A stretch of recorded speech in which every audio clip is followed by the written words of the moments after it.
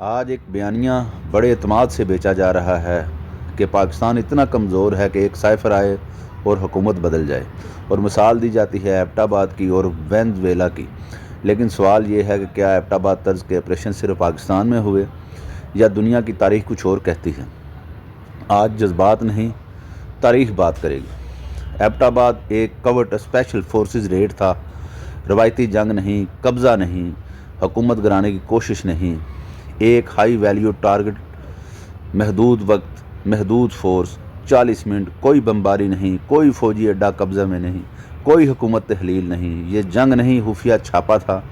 اگر ایبٹ آباد پاکستان کی کمزوری تھا تو شام میں داعش کا سربراہ، یمن میں القاعدہ کا ٹھکانہ، عراق میں داعش جیل پر رات کا چھاپا، افغانستان میں طالبان اور داعش قیادت، وینزویلا صدر نکولس مادورو کی گرفتاری، یہ سب ایبٹ آباد کے طرز کے آپریشن تھے۔ کمانڈوز، رات، خفیہ انٹیلیجنس اور تیز انحراف۔ اگر ایبٹ آباد کمزوری ہے تو آدھی دنیا کمزور ہے۔ ہاں، مادورو گرفتار ہوا ہے، لیکن کیسے؟ سائفر سے نہیں، مکمل فوجی آپریشن سے۔ وینزویلا غیر ایٹمی عالمی بلاکس میں بالکل تنہا، فوجی و سیاسی بحران، جبکہ پاکستان ایٹمی طاقت، بھارت سے پوچھیں تارے بھی غائب ہو گئے۔ منظم فوج، خطے کا اسٹریٹجک توازن۔ وینزویلا کی مثال پاکستان پر چسپاں کرنا تجزیہ نہیں، خوف پھیلانا ہے۔ اب آتے ہیں سب سے خطرناک جملے پر کہ پاکستان میں سائفر سے رجیم چینج ہو جاتی ہے۔ اگر سائفر اتنا طاقتور ہے تو ایران میں کیوں نہیں، چین میں کیوں نہیں، کیوبا میں کیوں نہیں، روس میں کیوں نہیں؟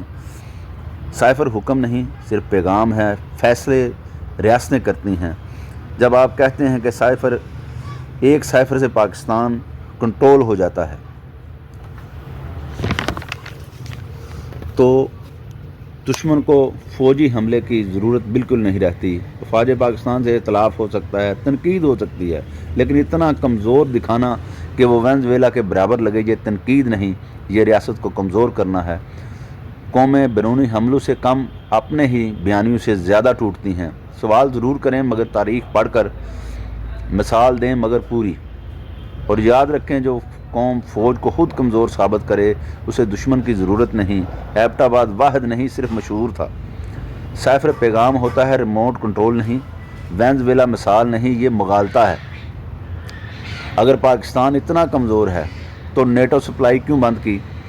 سلالہ کے بعد تعلقات کیوں توڑے؟ بھارت کے خلاف ایٹمی توازن کیوں رکھا؟ چین کے ساتھ سی پیک کیوں کھڑا کیا؟ اگر پاکستان کو اتنا امریکہ کا ڈر تھا تو 2011 کے بعد ڈرون حملے کیوں بند ہیں؟ اب بات آتی ہے کہ فوج کاروبار کرتی ہے۔ حقیقت یہ ہے کہ پاکستان میں فوج کا جو کچھ چلتا ہے وہ کاروبار نہیں، فلاحی اور شفاف ادارہ ہے۔ فاؤنڈیشن اور ٹرسٹ چل رہے ہیں جس کا ہر سال آڈٹ ہوتا ہے۔ شہداء کے بچوں کی تعلیم، فوجیوں کی پینشن، بیواؤں اور اہل خانہ کا سہارا، یہ کاروبار نہیں، ریاست کی خدمت کا حصہ ہے۔ اور وہ لوگ جو فوج پر الزام لگاتے ہیں اکثر ایسے ملکوں میں بیٹھے ہیں جہاں فوج واقعی کاروبار کر رہی ہے۔ لیکن پاکستان میں جو ہوتا ہے وہ خود مختاری اور خدمت کا ماڈل ہے، نہ کہ نجی جیب کا کاروبار۔ اختلاف رائے جب حب الوطنی کے خلاف